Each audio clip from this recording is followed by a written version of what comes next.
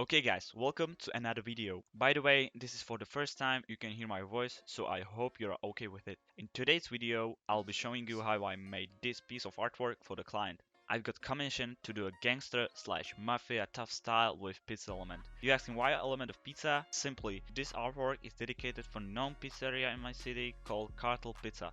Oh, and by the way, if someone wants to know, I spent over 20 hours on this art and I made this piece in Procreate, and after that I came to Photoshop to make it more cool, you know? If you enjoy this speed process, feel free to like this video and subscribe to the channel, hit the notification bell to make sure you won't miss any new content. Okay, enough talking, let's go!